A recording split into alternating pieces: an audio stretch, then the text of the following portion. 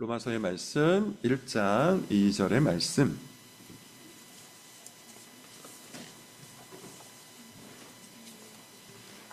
자, 한 절밖에 되지 않습니다. 우리 같이 한번 낭독을 해보겠습니다. 같이 읽겠습니다. 시작. 이 복음은 하나님이 선지자들을 통하여 그의 아들을 보내어 성경이 미리 약속하신 것이라. 아멘. 자, 지난주부터 말씀을 드렸는데요. 아마도 매주 한 절 정도 혹은 한 절도 2주, 3주 이렇게 연속해서 강해 설교를 할 계획입니다. 그만큼 로마서라는 이 책은 교리가, 진리가 압축되어 있는 문장과 구절들이 많습니다. 그래서 여러분 가능하면 이 로마서 말씀을 암송하시라, 외우시라. 단지 머리로만 외우는 것이 아니라 여러분 마음속에 단어와 문장, 구절 하나하나를 새기면서 암송하시라 이렇게 말씀을 드리고 있습니다. 여러분 다시 한번 로마서 1장 2절을 우리가 읽을 텐데요. 암송하는 마음을 가지고 내가 외우기 위해서 한번 천천히 읽어보도록 하겠습니다. 자, 같이 한번 읽어볼게요. 시작. 이 복음은 하나님이 선지자들을 통하여 그의 아들에 관하여 성경에 미리 약속하신 것이라.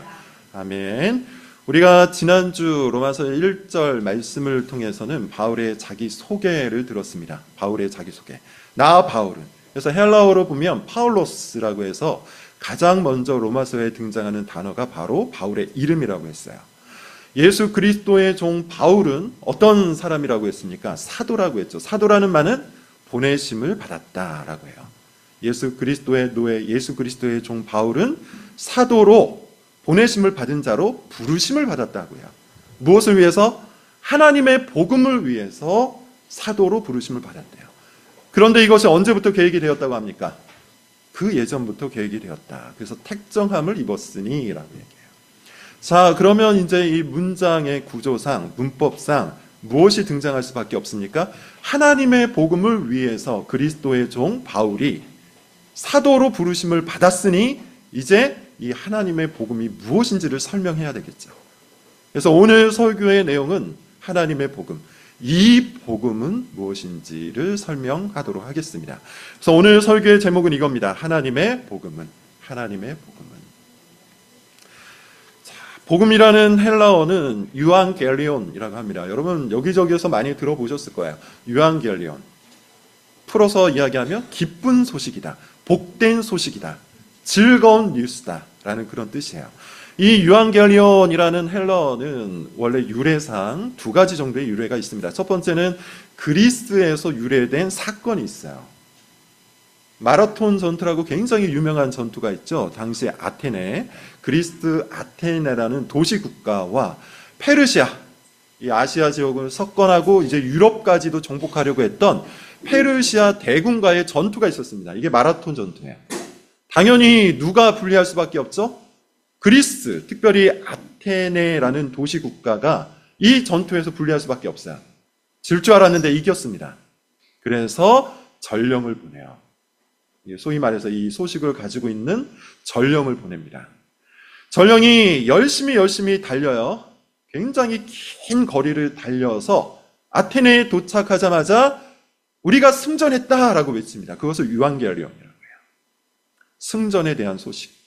그 긴 거리를 뛰어와서 복음, 유앙겔리온을 전했기 때문에 여기에서부터 마라톤이라는 단어가 유래가 된 거죠.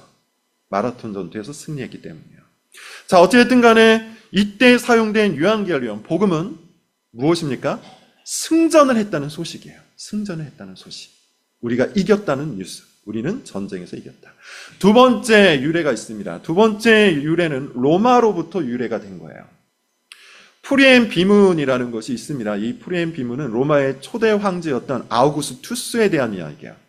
이 아우구스투스가 태어났을 때 이제 생일과 관련된 내용이 들어가 있는데 그 내용에 보면 이런 말이 있습니다. 그의 탄생일은 세상을 위한 유앙겔리온의 시작이었다. 다시 말해서 로마 황제의 탄생은 세상을 위한 복음이었다. 이때 유앙겔리온, 복음이라는 말이 있어요. 따라서 로마에서 사용된 복음, 유앙겔리온이라는 이 단어는 로마 황제의 탄생, 혹은 로마 황제가 황제로 즉위된 소식, 이런 것들을 다 포함해서 복음이라고 얘기해요. 두 가지 유래를 얘기했습니다. 첫 번째는 뭐라고 얘기했습니까? 전쟁에서 승리했다는 소식. 두 번째는 황제가 탄생했다는 소식이에요. 자, 이 유래로부터 여러분 우리가 복음이라는 단어가 가지고 있는 세 가지 특징을 찾아볼 수 있어요. 첫 번째, 복음은 소식이에요. 메시지예요. 선언이에요. 선포예요. 다시 말해서 복음이라고 얘기할 때 복음은 조언이나 충고나 행동 강령이나 지침이 아닙니다. 이렇게 살아가라. 이렇게 사는 것이 옳다. 이렇게 사는 것이 마땅하다. 그러니 너희 이렇게 살아가라. 율법이나 명령이나 계명이 아니라 이런 방식의 명령형이 아니라 뭐라는 겁니까? 이렇게 되었다라는 선언이라는 겁니다. 소식이라는 거예요. 복음은 조언이 아닙니다. 소식입니다. 두 번째, 이 유래들로부터 우리가 찾을 수 있는 거, 복음은 나에 대한 것이 아니죠. 복음은 무엇에 대한 겁니다? 전쟁이라는 사건에 대한 소식이었죠. 황제라는 특정 인물에 대한 소식이에요. 이게 복음이 가지고 있는 두 번째 특징이에요. 나에 대한 이야기가 아니에요. 내가 어떻게 되었다, 혹은 내가 무엇을 해야 한다, 이런 이야기가 아니라 어떤 사건이 어떻게 되었다, 어떤 사람이 어떻게 되었다라는 소식이라는 겁니다. 나에 대한 것이 아니요, 어떤 사건이나 어떤 인물에 대한 것. 이것이 복음의 두 번째 특징이에요. 복음의 세 번째 특징이 있습니다. 복음의 세 번째 특징은 뭐냐 하면 복음은 이미 완성된 어떤 사건에 대한 알림이라는 것이죠. 예컨대 사람들이 모여서 무엇인가를 합의하는 것, 이건 복음이 아니에요. 사람들의 경험이나 체험이나 가치나 합의에 의해서 만들어진 통일된 의견의 합의체, 이런 것들은 복음이 아니에요. 유행의 산물, 당연히 복음이 아니에요. 복음이라는 것은 이미 일어난 어떤 사건에 대한 알림이에요. 선언이에요. 소식이에요. 세 가지를 이야기했습니다. 복음의 유래와 관련해서 복음의 특징 세 가지를 이야기하면 첫 번째, 복음은 조언이나 충고가 아니다. 메시지다. 소식이다. 두 번째, 복음은 나에 대한 이야기가 아니다. 어떤 사건이나 어떤 특정 인물에 대한 이야기다. 그리고 세 번째, 복음은 뭐다? 사람들의 필요나 요구, 사람들의 합의나 가치, 경험, 이것들을 합쳐놓은 것이 복음이 아니요, 이미 이루어진 사건에 대한 알림이다. 메시지다.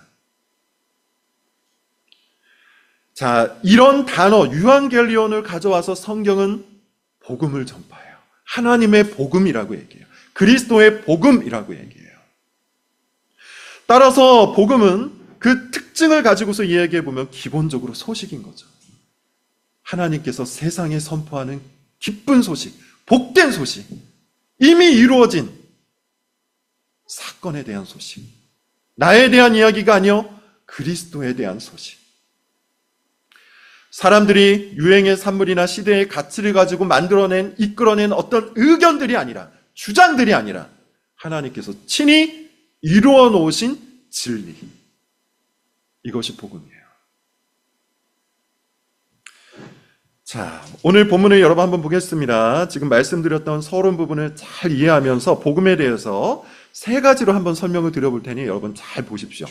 복음을 이렇게 바울은 설명합니다. 이 복음은 이라고 얘기하죠. 이 복음은 주체가 누굽니까? 하나님이에요. 사람이 아니에요. 앞서 말씀드린 것처럼 사람들이 각자의 경험과 체험과 가치를 갖고 의견을 내놓고 그 의견들을 합의해서 이끌어낸 주장, 이런 것들이 아니에요. 하나님이 맨 끝을 보면 뭐라고 합니까? 미리 약속하신 것이 복음이래요. 이 복음은 하나님이 미리 약속하신 것이다. 그러므로 여러분, 하나님이 미리 약속하신 것이라고 얘기할 때 이건 뭘 포함하고 있는 겁니까? 율법이나 계명 같은 것이 아니라는 거죠. 율법이나 계명이 아니에요. 하나님께서 조언하시거나 충고하신 게 아니에요. 하나님의 의견이나 주장이 아니에요. 하나님께서 미리 약속하신 거예요. 이것은 사실 여러분, 복음에 관한 가장 중요한 속성 중에 하나입니다. 복음은 하나님이 미리 약속하신 것, 그리고 지금 시점에서 보면 하나님이 미리 약속하신 것이 성취된 거예요. 하나님의 약속이 성취된 것, 그게 복음이에요. 그러므로 여러분, 우리가 하나님의 조언을 받아서 무엇인가를 행한다고 해서 이 복음이 변화될까요? 우리가 하나님의 명령을 받아서 그 명령대로 행동한다고 해서 이 복음이 모자랐던 어떤 부분을 채움을 받게 되는 걸까요? 그렇지 않다는 거죠. 하나님의 약속이 성취가 끝난 겁니다. 이게 복음이에요. 하나님의 약속이 성취되었다는 것에 대한 복되고 기쁜 소식, 이것이 복음의 첫 번째 특징이라는 겁니다. 그래서 팀 켈러는 복음에 대해서 이렇게 얘기합니다. 복음은 우리가 이루어야 하는 명령이 아니라 하나님이 이미 이루신 사건에 대한 뉴스다. 우리가 이루어야 되는 어떤 명령이나 조언이나 권면이나 이런 것들이 아니라 하나님께서 이미 이루어 놓으신 사건에 대한 뉴스, 이게 복음이에요. 문제는 뭘까요? 오늘날 많은 사람들이 이 복음을 변질시킨다는 거예요. 어떻게 변질시킵니까? 복음이라는 것을 자기 개선에 대한 조언이나 충고 정도로 비하하고 변질해요. 그 정도의 메시지로 전락시키고 말고 있다는 겁니다. 최근 설교 문제를 연구하는 미국의 설교 관련 조사 업체가 있습니다. 그 업체에서 나온 뉴스를 보았더니만 이런 뉴스가 있었어요. 미국의 성장하는 교회 50개를 선택을 해봤답니다. 소위 말해서 미국에서 지금 제일 잘 나가는 50개의 교회를 선택해서 그 교회에서 하고 있는 설교를 분석을 해봤더니 놀랍게도 90% 이상이, 그 설교의 90% 이상이 자기 개선과 관련된 메시지였다는 거예요. 복음이 아니었다는 겁니다. 인생에 대한 방법론적 충고, 이것이 주를 이루었대요. 그런 교회가 성장하고 있답니다. 예컨대 그 교회의 설교를 분석한 뉴스에 의하면 이런 얘기를 합니다. 더 나은 사람이 되어라. 더 좋은 습관을 가져라. 너는 할 수 있다. 이렇게 하면 더 나은 삶을 살게 된다. 등등. 그런 방식으로 설교를 전달했더니 많은 사람들이 거기에 감동을 받더라. 자기 삶에 대한 개선, 더 나은 사람과 더 나은 삶을 위한 조언, 이것이 설교의 주된 포커스, 중심 주제였다는 겁니다. 대표적으로 설교 제목 몇 개만 제가 가지고 왔는데 뭐 이래요. 다니엘처럼 고위공직자로 살아남기, 성공적인 삶으로 자기 자신을 인도하라, 더 나은 삶을 위한 5가지 규칙 등등. 미국에서 성장하고 있는 50개 교회의 대부분의 설교가 이와 같다는 것이죠.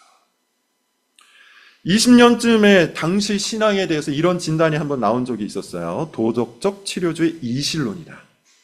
도덕적 치료주의 이실론이다. 요즘 사람들의 신앙이라는 것, 교회 다니는 사람들의 신앙이라는 것은 매우 도덕적이고 매우 치료주의적이고 매우 이실론적이다. 이게 무슨 말일까요? 도덕적이라는 말은 말 그대로 도덕적인 삶을 곧 신앙으로 착각하는 것이죠. 교회 다니는 사람들이 착하대요.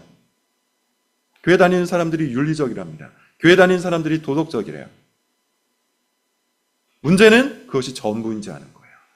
그런 삶이 곧 신앙이라고 믿는 거예요.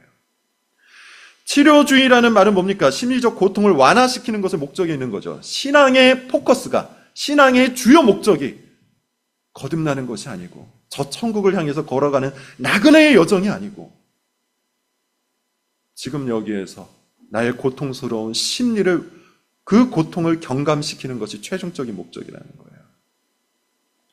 이실론이라는 말은 뭡니까? 하나님의 존재를 인정하는, 하나님의 통치를 부정한 채 내 마음과 내 뜻대로 내 인생을 스스로 만들어 나간다는 것. 다시 말해서 도덕적 치료주의, 이실론이라는 이 신앙은 철저히 처음부터 끝까지 복음이 아니에요. 처음부터 끝까지 다 뭡니까? 자기 개선에 대한 이야기예요. 도덕적인 삶에 대한 개선, 심리적인 고통에 대한 개선, 나를 더 나은 삶으로 만들어 나가기 위한 개선. 안타깝게도 이와 같이 철저히 자아 중심의 복음, 소위 말하는 가짜 복음이 교회 가운데 편만하다는 겁니다. 그래서 데이비드 웨스라는 분께서 이런 이야기를 하십니다. 현대문화가 복음에 아주 강력한 영향력을 미치고 있고, 그래서 오늘날의 복음은 하나님의 복음, 곧 하나님께서 이루신 약속의 성취를 전달하는 것이 아니라 어떻게 하면 내가 내 삶을 더 개선시킬 수 있는지에 관한 메시지로 변질되고 있다. 도덕적 치료주의 이실론이라는 말을 만들어내신 분인데요. 그분께서 그 말을 하면서 당대 교회를 이와 같이 진단을 하고 있는 겁니다.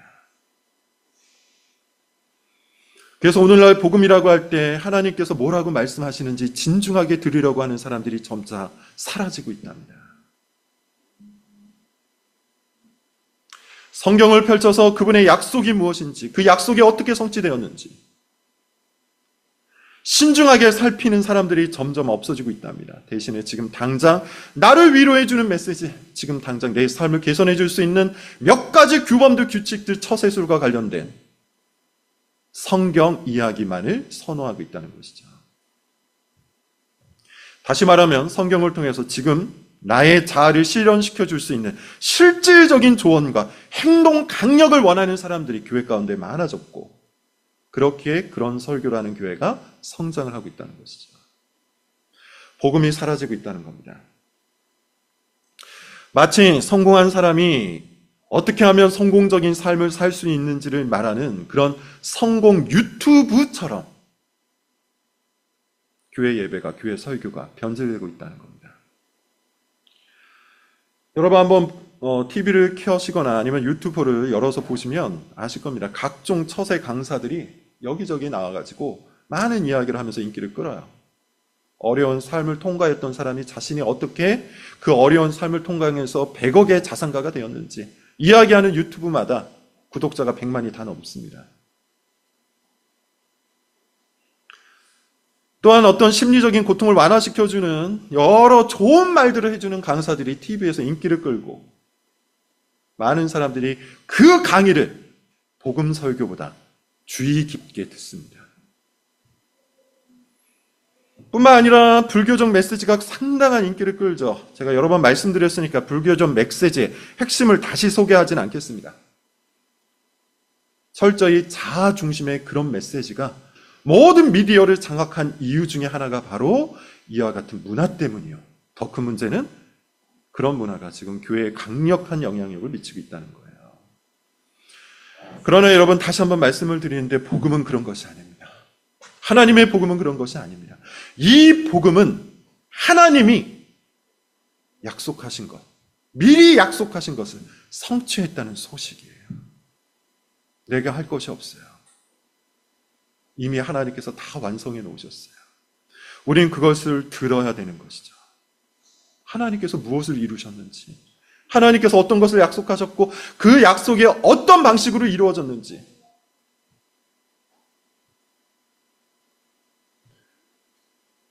팀 켈러는 이렇게 얘기합니다. 복음은 왕의 선포와 같은 권위 있는 소식이다. 권위 있는 소식이다.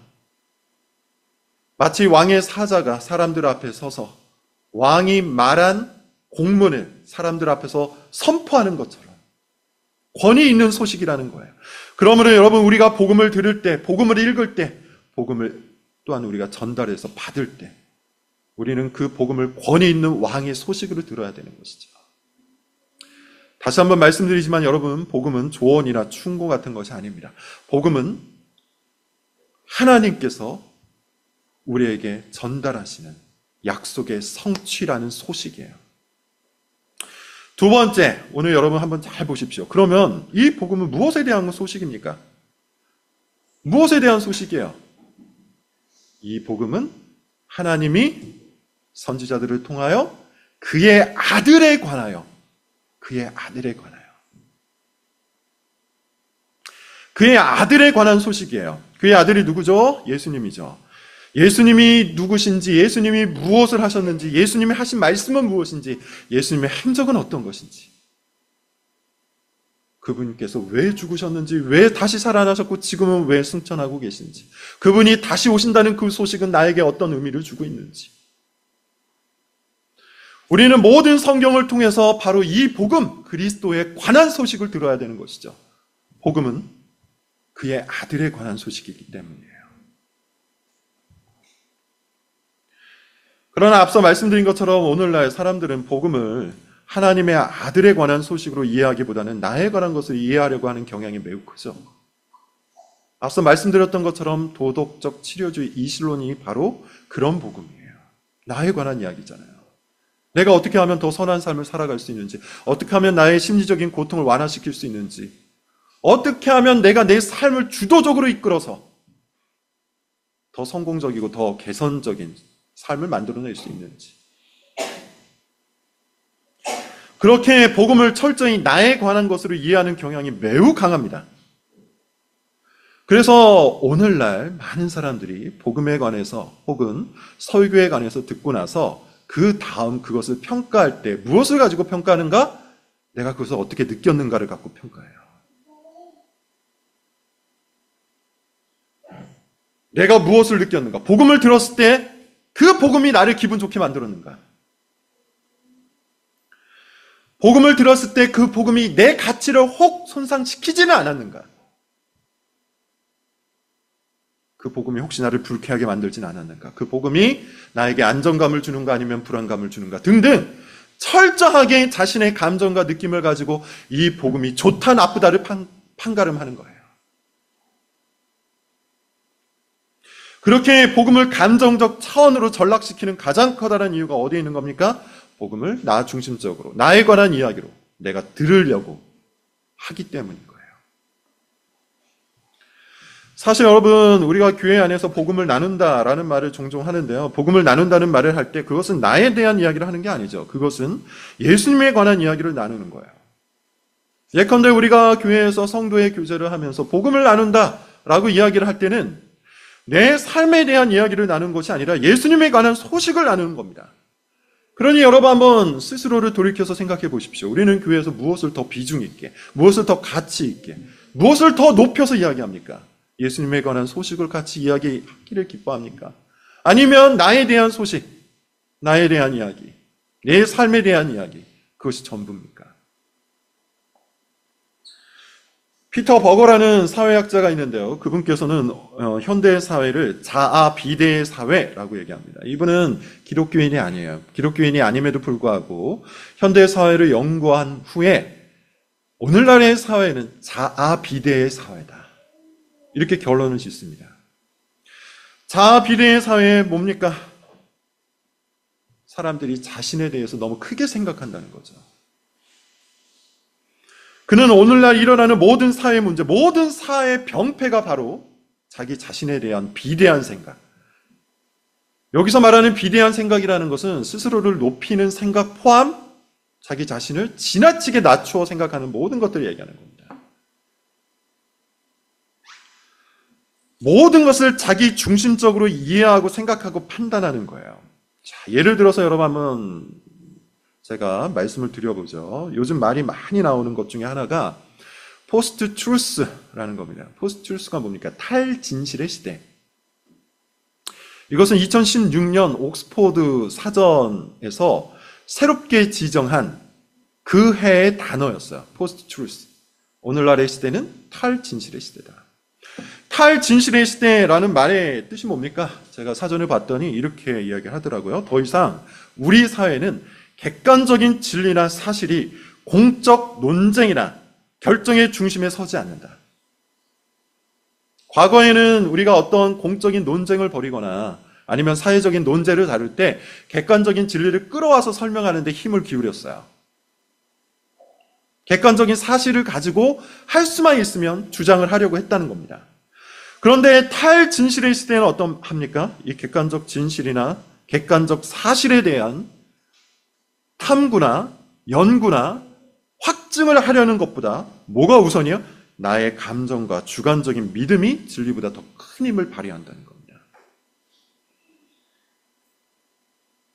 객관적인 진리보다 내가 어떻게 느끼는지가 더 중요하다는 거예요. 지금 내가 기분이 나쁘면 이 사람이 아무리 진리를 말해도 소용없다는 겁니다. 필요 없다는 겁니다. 내가 불쾌하면 내가 감정적으로 그걸 받아들이지 못하면 이 사람이 말하는 것이 객관적인 진리든 아니든 상관이 없다는 겁니다. 이게 탈진실의 시대예요. 쉽게 말해서 여러분 오늘날에는 사람들이 사실을 알아보려는 노력보다도 내가 믿고 싶은 것 혹은 내 감정을 움직이는 것을 그대로 신뢰하는 사회적 현상을 가지고 있다는 것이죠. 그렇다면 여러분 왜 2016년부터 최근까지 탈진실, 가짜 뉴스가 힘을 발휘하고 있는 걸까요? 말이 안 되잖아요. 가짜 뉴스를 쫓아가는 사람들이 왜 존재하는 걸까요? 그것은 간단합니다. 내 밖에 있는 객관적인 진리, 내가 알지 못하는 미지의 사실, 이것을 탐구하고 알아보려고 하는 것보다는 이미 자신이 가지고 있는 가치와 사실과 경험들을 기반으로 그것에 부합하는 것만을, 쉽게 말해서 객관적인 진리를 탐구하고 연구할 때는 많은 노력이 필요하잖아요. 나 자신을 깨부수는 파괴적 행위도 필요하죠. 근데 그런 모든 것들을 부정하고 아주 쉽게 이미 마련되어 있는 나의 경험과 가치, 이것들을 기초로 내가 받아들일 수 있는 것만 받아들이려고 하는 자기 중심적인 경향이 사람들의 본능을 지배하기 때문이에요. 그렇게 철저히 자기 중심적 체계가 매우 공고해졌기 때문입니다. 사실 여러분, 이것은 특별한 게 아닙니다. 가짜 뉴스가 횡행하는 것은 2016년 옥스포드 사전에서는 올해의 단어로 지정했지만 성경을 펼쳐서 보면 그런 일들이 너무나도 많이 있어요. 구약의 선지서를 보신 분들은 알 겁니다. 거짓 선지자들이 거짓 예언을 하면서 참 선지자들, 가짜 뉴스로 몰아넣었던 경우가 얼마나 많습니까? 예수님은 여러분 또 어때요? 예수님을 십자가에 못 박히게 만든 거 뭡니까? 가짜 뉴스잖아요. 당시 유대인들, 구체적으로 이야기하면 사두개인과 바리새인들이 퍼뜨린 그 가짜 뉴스에 사람들이 선동을 당했죠. 그러면서 예수님께서 하신 그 말씀에 귀를 기울이지 않았어요. 그러기보다는 그 말씀에 의해서 자기의 가치 체계를 부수기보다는 어떤 것을 선택했습니까? 자신이 붙들고 있었던 그 복음의 개념, 유대인들이 붙들고 있었던 그 복음의 개념, 그게 뭐예요? 군사적이고 경제적인 메시아가 올 것이다라는 자신들이 만들어 놓은 복음의 개념으로 예수님을 판단했기 때문에 가짜 뉴스에 넘어간 것이죠. 그런 제왕적 메시아가 우리를 부강하게 해줄 것이다. 그런 제왕적 메시아가 내가 필요한 모든 것들을 공급해 줄 것이라는 가짜 복음, 그것이 그들의 감정을 움직였기 때문에 선동을 당한 거예요. 그러나 실제 복음은 뭡니까? 그들에 관한 이야기가 아니에요. 실제 하나님의 복음은 우리가 로마서에서 보고 있는 것처럼 바울이 하나님의 복음을 위해서 그리스도에 노예되었다는, 사도로 보내심을 받았다는 이 참 복음은 아들에 관한 이야기예요. 나에 대한 이야기 아닙니다. 나의 가치나 내 경험이나 내가 중요하게 붙들고 왔던 내 삶의 그 모든 것들에 대한 이야기가 아니에요. 하나님의 복음은 자기 아들 예수 그리스도에 관한 겁니다. 그러므로 여러분, 우리는 무엇을 들어야 합니까? 앞으로 로마서 말씀을 통해서 계속해서 복음, 루터에 의하면 순수한 복음의 교훈을 들을 텐데 어디에 포커스해서 여러분 이 말씀을 들으시겠습니까? 나에 대한 이야기로 들으시겠습니까? 내 가치에 대한 이야기로 들으시겠습니까? 내 경험에 부합하는 것을 선택해서 들으시겠습니까? 아니면 이 모든 것들을 부수는 하나님의 아들에 관한 이야기로 들으시겠습니까? 굉장히 중요한 겁니다, 여러분. 자, 세 번째입니다. 이제 그러면 이 아들에 관한 이야기, 하나님께서 미리 약속하여 성취하신 그것, 곧 아들에 관한 이 메시지를 여러분 우리는 어디에서 들어야 합니까? 어디에서 들을 수 있습니까? 어디를 통해서 이 복음을 얻을 수가 있습니까? 본문은 뭐라고 얘기하죠? 성경에서. 원어를 그대로 말씀을 드리면 거룩한 성경 안에서 미리 약속하신 그 성취에 관한 이야기, 아들에 관한 이야기를 들을 수가 있어요. 아주 중요한 이야기입니다, 여러분. 제가 교회 초창기부터 한결같이 했던 그런 말이 있어요. 그게 뭐냐면 간증의 위험성입니다. 많은 사람들이 간증을 좋아해요. 그리고 간증을 메인으로 앞세워서 교회 성장을 도모하는 교회들도 굉장히 많습니다. TV 프로그램 중에 기독교 방송이라고 불려지는 프로그램에도 간증을 하는 그런 프로그램들도 굉장히 많습니다. 여러분, 간증이 뭡니까? 개인의 체험, 개인의 경험을 신앙적으로 풀어서 이야기하는 것이죠. 물론 여러분 거기에는 일정한 가치가 있어요. 예컨대 하나님께서 한 인생 속에 어떻게 간섭하셨는지를 우리는 글을 통해서 듣고 때로는 감동을 얻을 수 있습니다. 간증이 완전히 잘못되었다, 무가치하다고 말씀드리는 것이 아니에요. 종종 우리는 그런 것들을 듣고 간증을 통해서 하나님을 높이고 때로 큰 도전을 받을 수는 있어요. 그러나 그것이 복음은 아니에요. 간증은 결코 복음이 될 수 없습니다. 누군가는 이렇게 반문할 수도 있어요. 그렇지만 바울도 자기 체험을 통해 복음을 전하지 않았습니까? 그렇지 않아요. 바울은 자기 체험을 통해서 복음을 전한 적이 없어요. 오히려 바울은 스스로 말하기를 혹시라도 자신이 복음을 왜곡할까 자기가 경험한 아주 특별한 체험마저도 극도로 제한한다고 말합니다. 고린도후서 12장에서 바울이 이런 얘기를 해요. 나에게는 매우 특별한 체험이 있다. 환상과 계시, 나는 너희들에게 말할 수 있다. 소위 말하는 3층 천, 셋째 하늘에 내가 다녀왔던 이야기를 너희에게 할 수 있다. 하지만 그것을 말하면 사람들이 나를 지나치게 생각을 할까? 나는 그것을 그만두겠다. 간증을 포기한 거예요. 자신의 체험과 경험을 이야기했을 때 사람들이 그리스도의 복음, 하나님의 복음이 아니라 자기를 높일까 경계를 한 것이죠. 대신에 바울은 교회에 무엇을 남겼습니까? 로마서를 남겼어요. 종교개혁가 루터가 얘기한 것처럼 순수한 복음의 책을 남겼어요.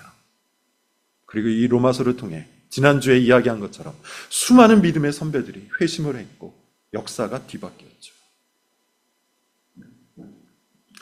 로마서가 뭡니까? 객관적인 진리, 복음이에요. 여러분, 오늘날 롤 모델 문화가 굉장히 강합니다. 롤 모델 문화라는 것은 쉽게 얘기하면 누군가를 본받으려고 하는 어떤 욕망의 투영이 현대 문화에서 굉장히 강하게 일고 있다는 뜻이겠죠. 유튜브, 인스타 같은 SNS의 영향 때문인 것 같습니다. 유튜브를 보면서 혹은 SNS를 보면서 내가 동경했던 삶을 살고 있는 사람들을 보고 그들이 어떻게 그런 삶을 이루었을까를 생각하면서 그를 롤 모델로 삼는 거예요. 그래서 나도 그렇게 되고 싶다. 나도 그렇게 살고 싶다. 이런 욕망을 갖고 그 사람의 삶을 보고 롤 모델로 삼고 그의 강의를 쫓아다니는 것이죠.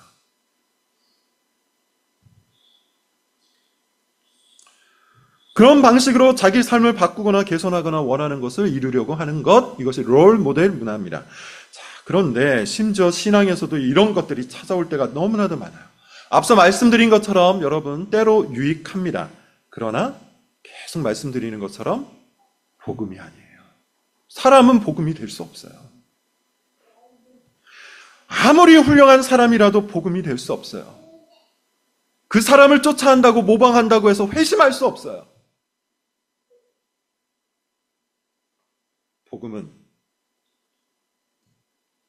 복음만이 오직 순수한 복음만이 한 사람의 심령을 돌이킬 수 있어요. 누가 진정한 그리스도인이 될 수 있습니까? 누가 진정으로 거듭날 수 있습니까? 누가 진정으로 회심할 수 있습니까? 자신의 가치를 깨부수고 자신의 경험과 체험을 가치 없는 것으로 여겨버리고 심지어 바울처럼 그 모든 것들이 해가 됨을 고백하고 오직 그리스도를 위해서 그리스도라는 지식만을 추구해 나갈 수 있는 사람, 그는 누굽니까? 성경을 통해서, 오직 성경을 통해서 순수한 복음을 들은 자만이 회심할 수 있는 거예요. 롤모델을 설정하고 신앙적인 롤모델을 설정하고 그를 따라한다고 해서 회심을 이룰 수 있는 것이 아닙니다. 여러분 한번 생각을 해보세요. 조금만 깊게 생각하면 제가 뭘 말하는지 아실 거예요. 회심하지 않은 사람은 어떤 사람입니까? 가치의 전환이 이루어지지 않은 사람이에요. 무엇이 중요하고 무엇이 가치가 있고 무엇이 영원한 것인지를 알지 못하는 사람이에요. 그런 사람이 새로운 세상을 바라볼 수 없는 그런 사람이 누군가를 롤 모델로 받아들이는 그 방식은 어떤 과정을 거칠 수밖에 없어요? 자신이 기본적으로 쌓아온 가치들의 영향을 받을 수밖에 없잖아요. 회심하지 않은 채 내가 중요하게 생각했던 것들, 그리고 그 중요하게 생각했던 가치에 부합하는 누군가, 그것을 통해서 동기부여를 받고 그것을 통해서 자기 삶의 개선을 추구하는 정도밖에 되지 않잖아요. 그게 전부인 거예요.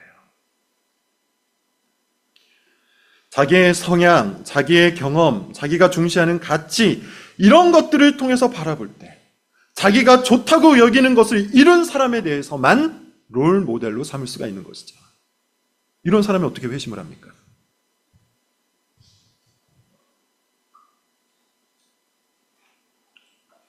이런 것만을 보면서 감동을 받고 이런 것만을 보면서 동기부여를 받으며 그런 사람을 통해, 그런 사람을 쫓는 것을 통해, 그런 사람을 본받는 것을 통해 어떻게 회심을 합니까?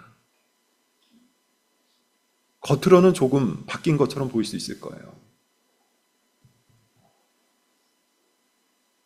그러나 내가 추구하는 가치의 정점을 이미 가지고 있는 그런 사람을 따르는 것은 회심의 수단이 될 수가 없습니다.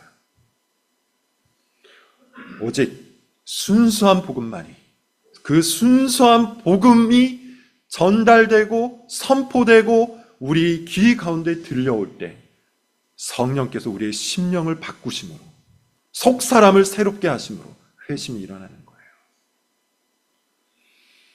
그런데 이 복음을 우리는 어디를 통해서, 무엇을 통해서 들을 수가 있는 것이죠? 성경입니다. 하나님이 선지자들을 통하여 기록한 성경, 그 성경 안에서, 성경을 통해서 오직 성경만을 가지고 우리는 복음을 들을 수가 있는 거예요. 사람을 통해서, 롤 모델을 통해서 우리가 그를 쫓아가고 본받는 것을 통해서, 어떤 한 사람을 통해 감동받고 동기부여를 받는 걸 통해서 회심할 수 있다고 주장하는 사고가 바로 중세교회의 신학입니다. 중세교회는 무엇을 중시했습니까? 누구를 앞세웠습니까? 성인, 세인트를 앞세웠어요. 일종의 거룩한 롤 모델을 제시했고요. 그 사람을 통하여, 그 사람을 본받음으로 회심할 수 있다고 주장을 했습니다. 이런 신학이 가능했던 이유, 중세교회가 이런 신학을 주장하고 이런 신학이 가능했던 이유는 그들은 신자들에게, 교인들에게 성경을 주지 않았기 때문이에요. 그래서 이것을 개혁하기 위해서 일어난 사건이 바로 종교개혁입니다. 종교개혁을 통해서 종교개혁자들은 성경을 신자들의 손에 돌려주고자 목숨을 걸었어요. 왜냐하면 오직 성경, 솔라 스크립투라라고 불려지는 오직 성경을 통해서만 사람이 순수한 복음을 들을 수가 있기 때문이에요. 이 복음은 몇천 년 전 하나님께서 선지자들을 통하여 그의 아들에 관하여 성경에 미리 약속하신 겁니다. 그러므로 여러분, 우리가 복음을 어디에서 찾아야 됩니까? 사람을 통해서 찾아야 됩니까? 사람은 복음이 아니에요. 우리가 그의 아들에 관한 이야기를 어디에서 들어야 됩니까? 사람을 통해서, 사람의 어떤 모습을 통해서